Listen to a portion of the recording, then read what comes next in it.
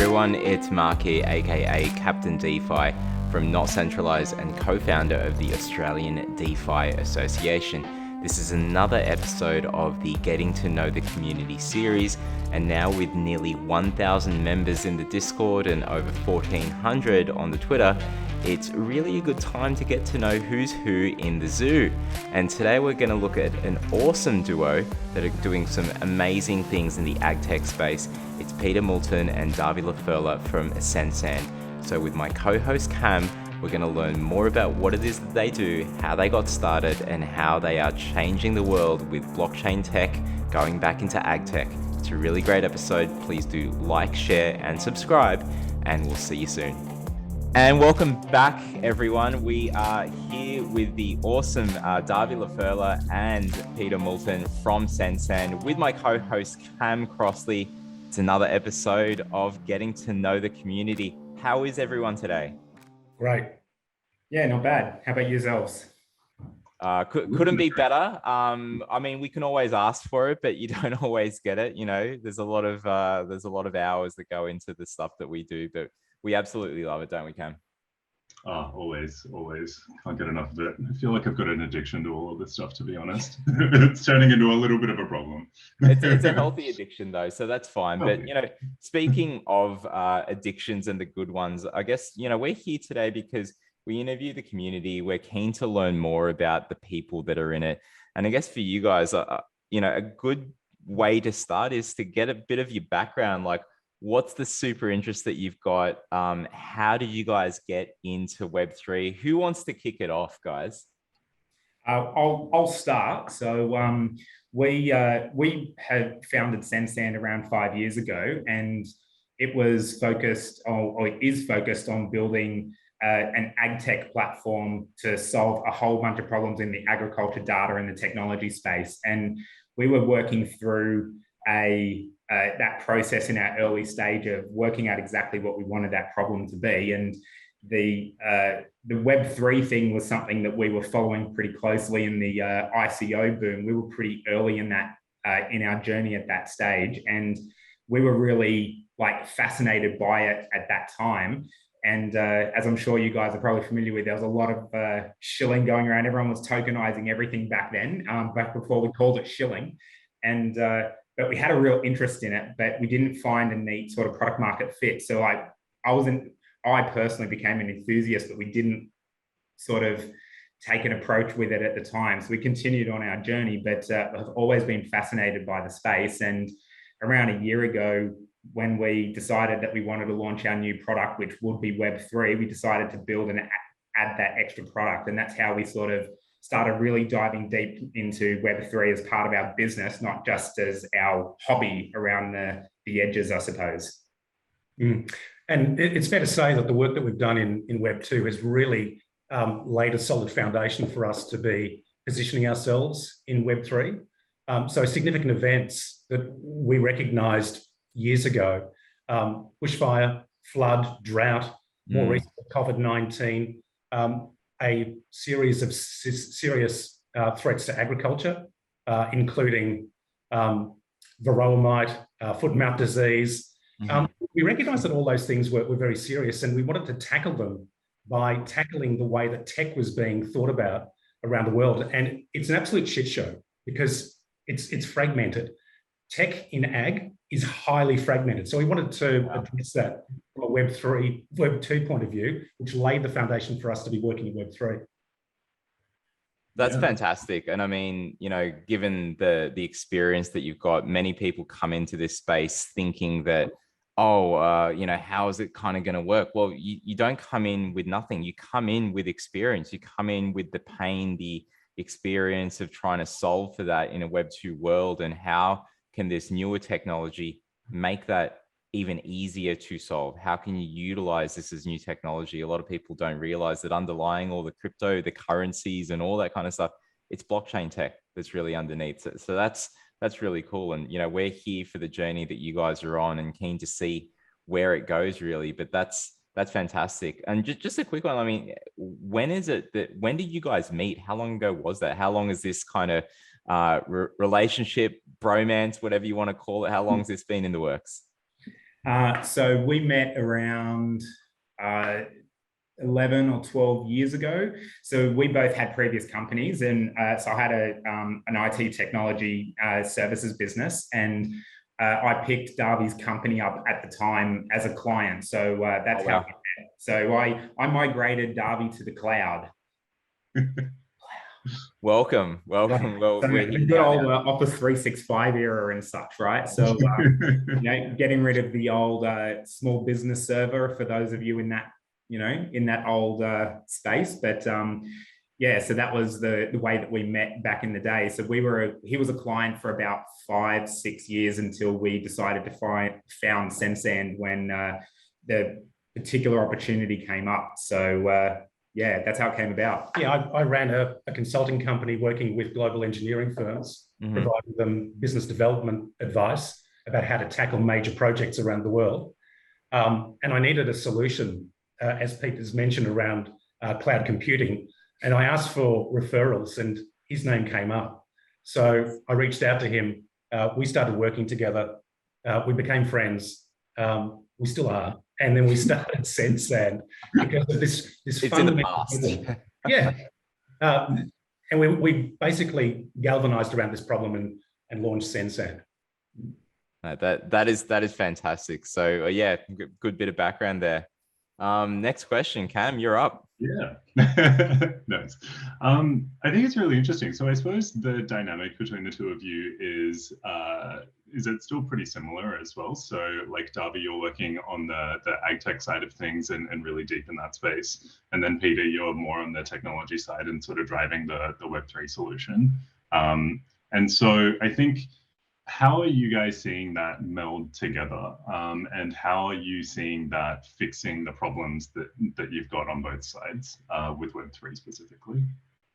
Maybe just an intro to that. So we see ourselves as an earth tech company, and Pete can expand on that. We see ourselves as an earth tech company.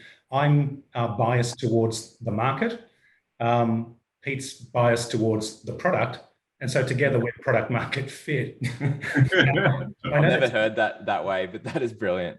Yeah, that's how it is. And the team has just flourished around those two dimensions. And the team is what gels us together. We spend a lot of time pursuing financial resources, interests in Sensand. I tend to focus on traditional VCs, and Pete tends to focus on crypto communities. We have evolved from those bases, and we see that future in Web3 being built on that product suite, particularly the link between Blockbase and Mintly, and the way that we see the market evolving. Yeah, I mean, I'm really fascinated by what Web3 does as a change in not just what the technology enables, but changes in business models. So the thing that it's the way that I approach things and the way that I think about it is that, and it just leans into the way that I just see the world, is that you've got all of these building blocks of things that are going around, and blockchain gave you a whole new set of tools that allowed you to innovate, not just like at a pure technology level, but you actually could innovate at a business model level.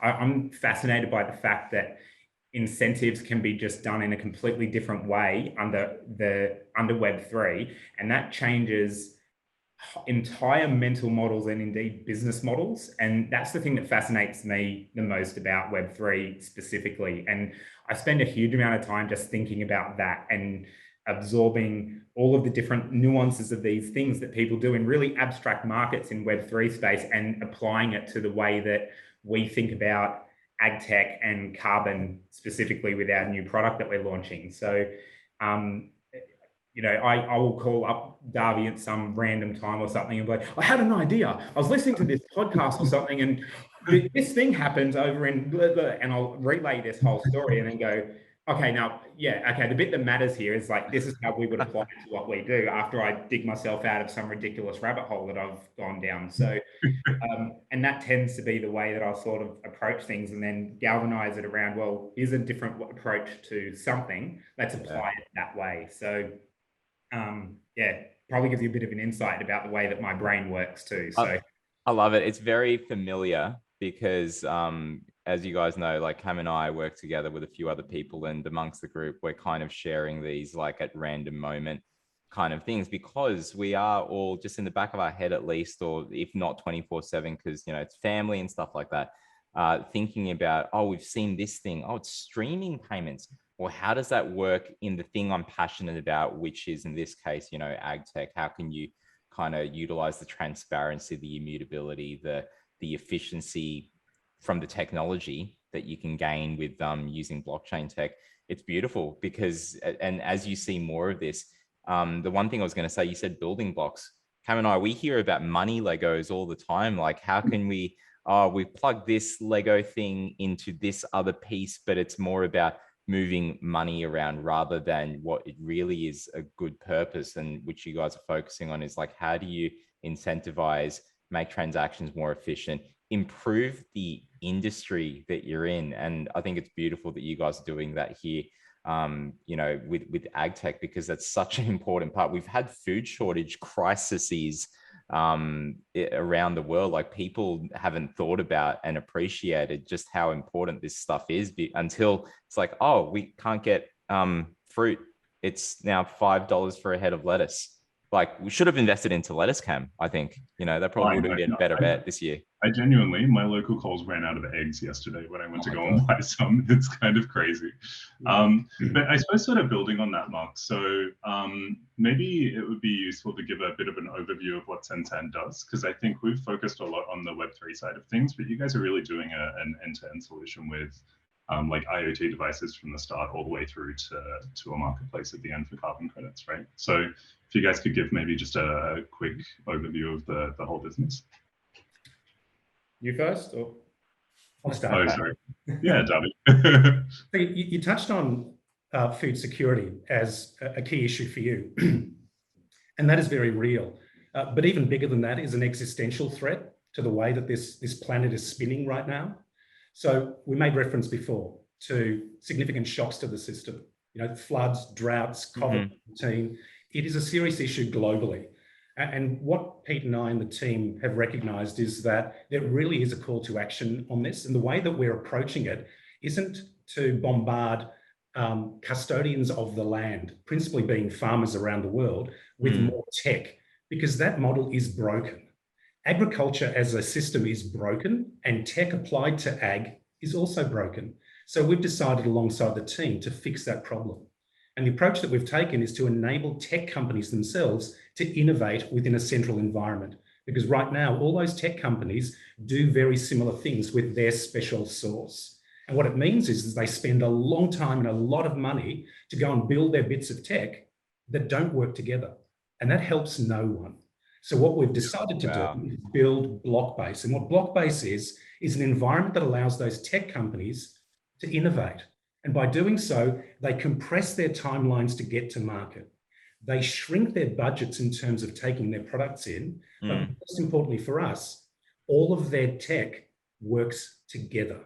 And because it works together, it means it can solve problems, real problems, for those custodians of our land. And for those custodians, finally, they're able to access tech that they care about that can solve their problems, whether it's about water, pest and disease, nutrition, whatever it might be. So that's really the basis upon which we built Sensand as Blockbase. But the really exciting part, which is pointing to Web3, is Mintly. And Mintly is really a response to what's happening around the world in terms of climate change, carbon markets, carbon credits, and the way that those custodians of the land can participate in those markets and monetize and be rewarded for great stewardship. So it's all about that agricultural productivity. It's about agricultural profitability, but it's about environmental stewardship and social inclusion. And that is built on top of Web3.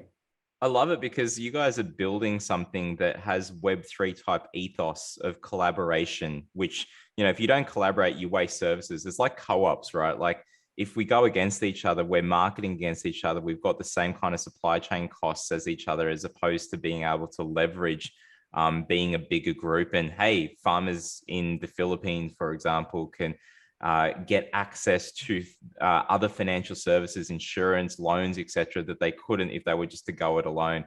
And I guess the analogy there being like with these businesses, like, why are you wasting fighting against each other?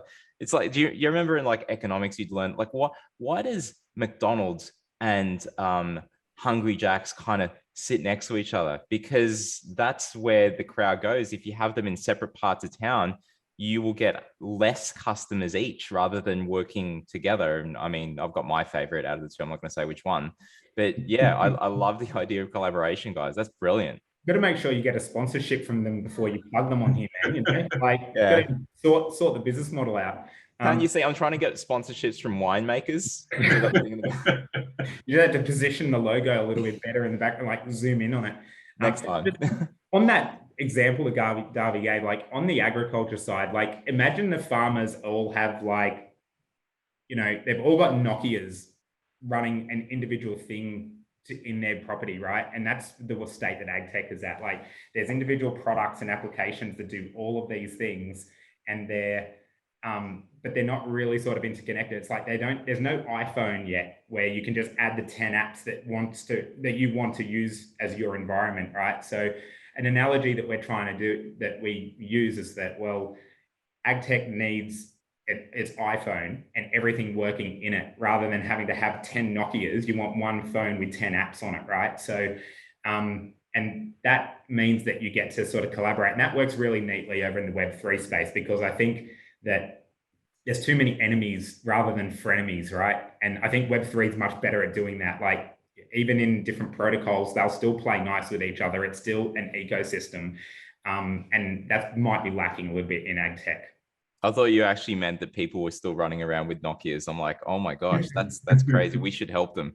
But no, that's a good analogy. Might be an analogy, but no. They're right. They really, you know what? There's a bit of a misconception too that, you know, the agriculture market doesn't use tech, and it's just not true. They've all got their phones and their iPads, and they're running around in, like, they've got all of this stuff, right? But the market hasn't done a great job in our sector of making it easy for them to consume the technology, right? There's a lot of friction there.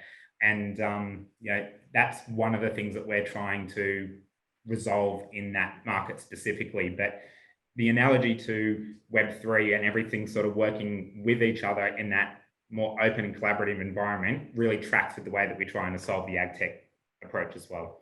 And one exciting thing that's apparent to us when we go out in the field, and I spend a lot of time in agricultural communities, rural, regional, remote communities, really having conversations about, you know, the issues and prospective solutions. And the thing that I'm picking up on more so is there's a shift.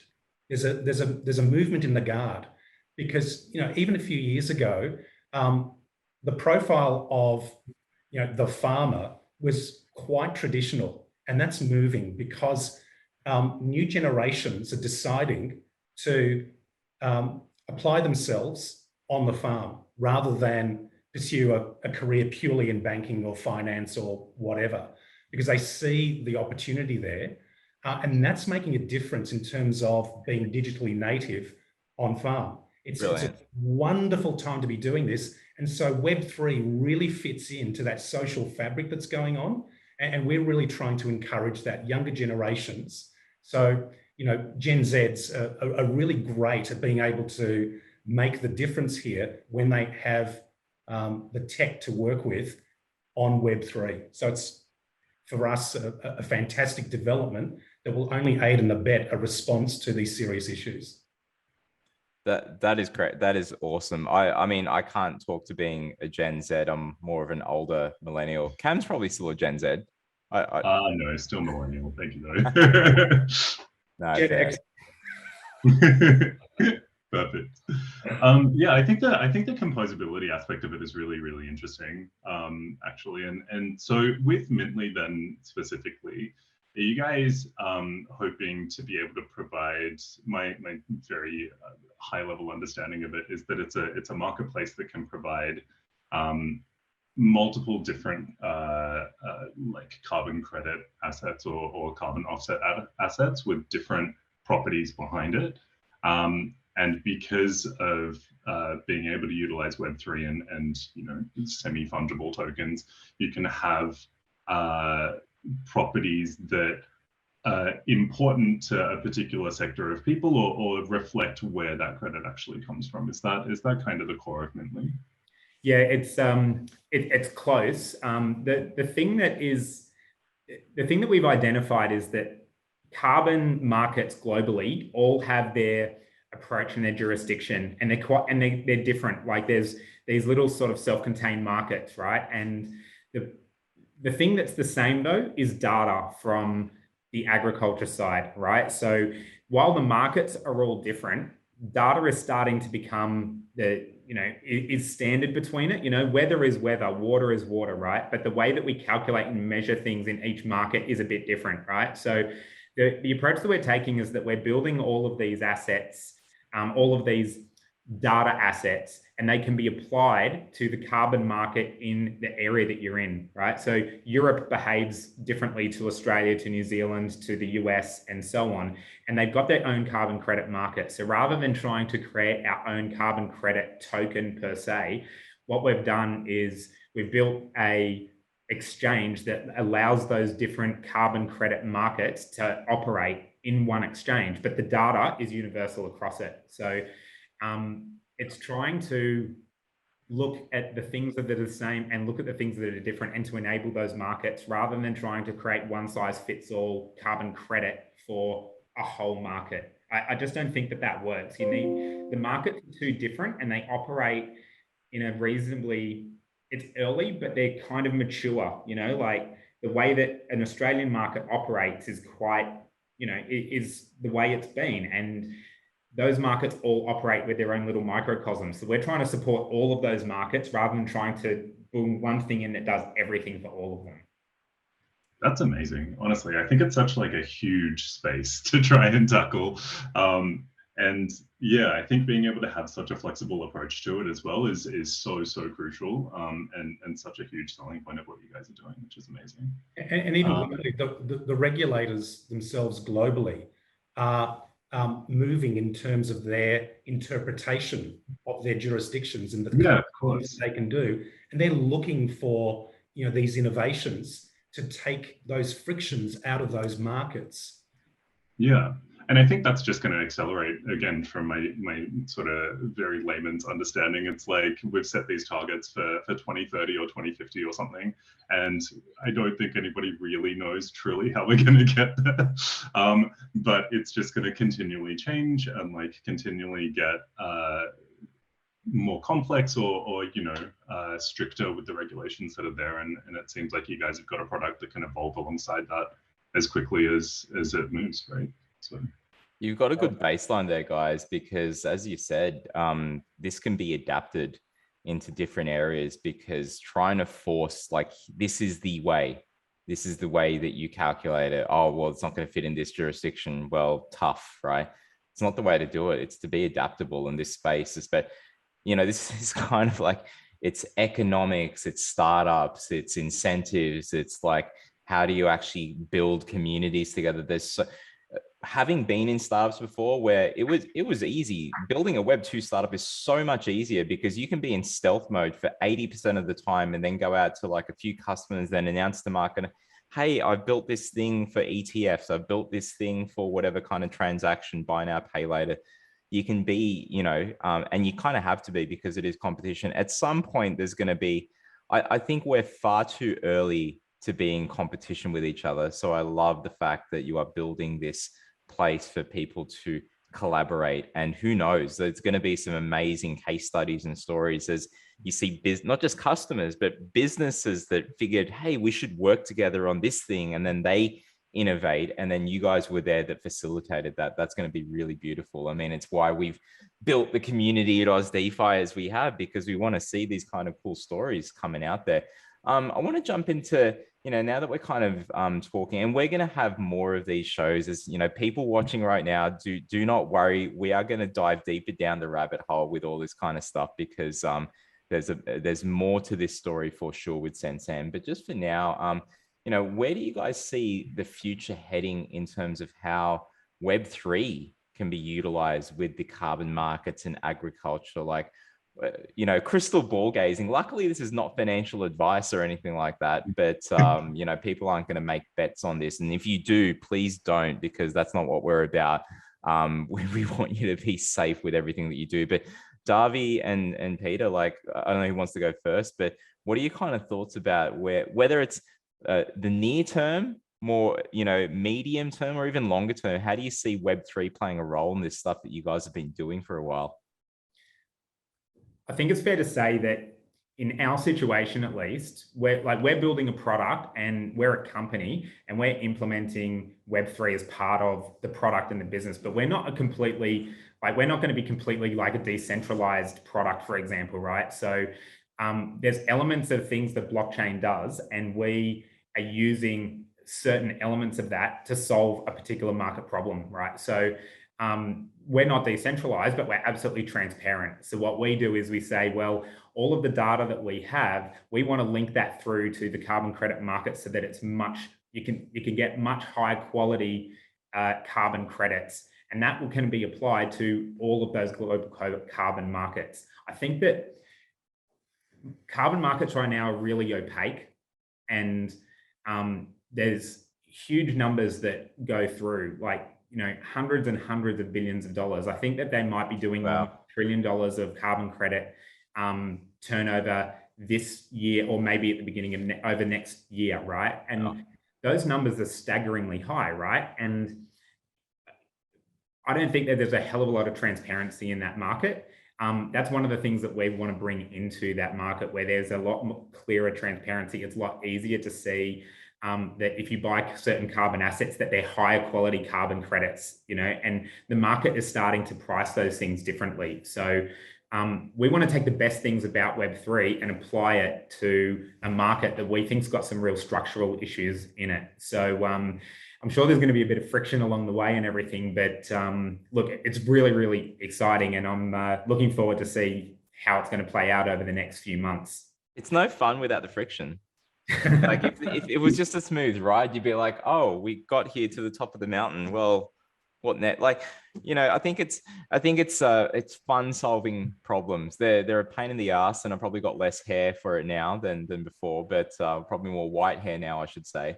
But yeah, friction is going to be there. It's going to be a dance. Like, maybe it's like, it is maybe like a relationship. You're kind of like, who the heck is this guy? Who the heck is this girl? Or whatever, right? And then eventually you find your harmony and stuff there.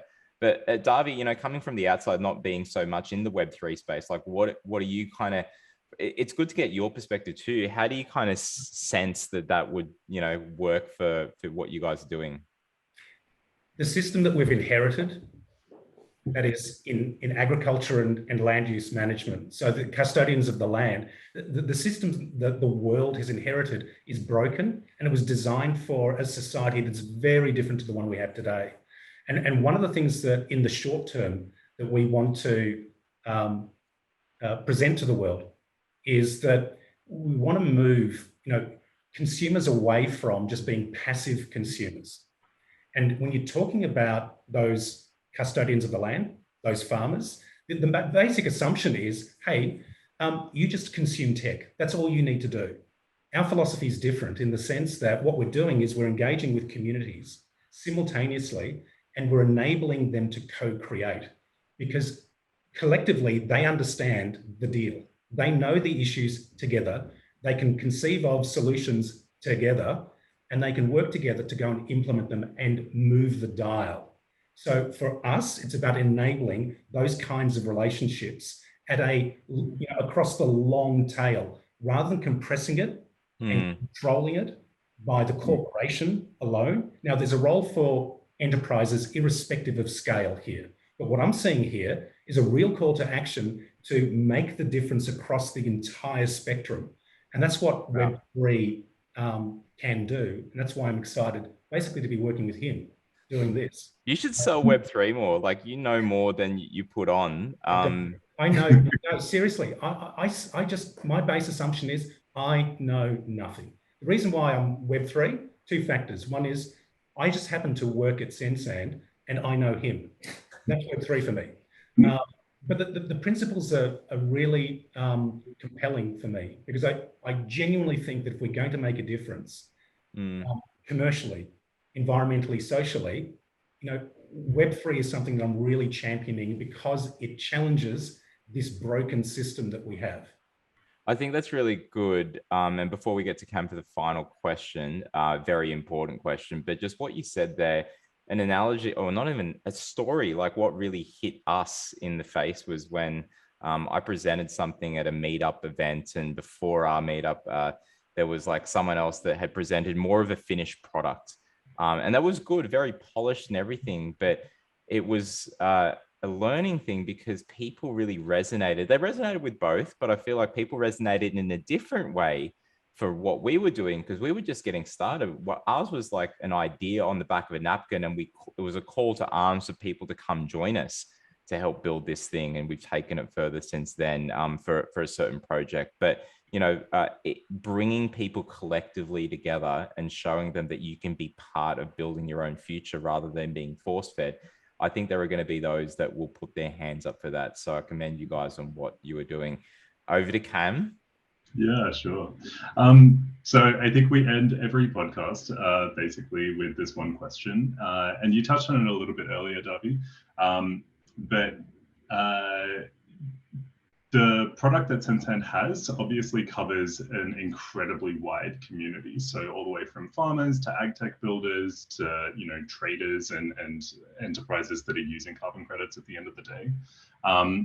So this is a very broad question, but everything that we do here is all about community, especially in Web3. So the last one we'd like to end on is just tell us, what does community mean to you? I think that we say a lot that there's the web platform building, not product building. And what that means is, and what the difference means to us is that if you're building a product, then you're taking the responsibility of all of the features and the things that it does and the problem that it solves. But in our approach, we're building a platform, which means that people can build product. So in the ag tech side, long before the whole, the Web3 paradigm shift and mental models changed and everything, we still had that approach that we wanted to get all of the ag tech companies working together to solve these problems. Because there's the smallest story, right? Like we've got a sensor from a company that just monitors water pressure in a tank, right? And then there's another device, which is a pump that puts water out, and then we've got a weather station, right? Now one would run on Telstra, one would run on Sigfox, one runs on LoRa, and they're from 3 different brands. And the idea of being able to just say, if the tank goes below 50% and there's no rain for a week, then turn that pump on so that the tank gets full, right? Like that was sci-fi in ag tech, right? Like you needed to cobble that together with gaffer tape and, and then bubble wrap around it and hope it didn't break. So we always wanted to bring everybody together to solve these problems. And once you get 1 + 1, it'll equal 3 in that space. Like it solves more of these problems. And Web3's like that concept, but on roids, right? So yeah, we really believe that the way that you make things better is by collaborating, right? And there's another thing that we picked up recently, talking about venture capital before, there's certain companies that think that they compete with us, but they don't. They think they compete, but they actually don't. But once you sort of cut through that, I think that there's so much more to be gained by bringing everybody together to solve all the problems. And that's why we always whisper it platform, not product, because lots of different people will build these different products and they will work together to solve more of those problems than if it was just your own little microcosm and you're protecting your turf and you're looking at, not wanting to work with all these other people. So Web3 has really embraced that. And we philosophically had that approach before we had Web3 as a mental model as well. So it felt really natural and intrinsic to us. It wasn't like something that was a pivot for us. We always took that approach. And for me, community is really about connection.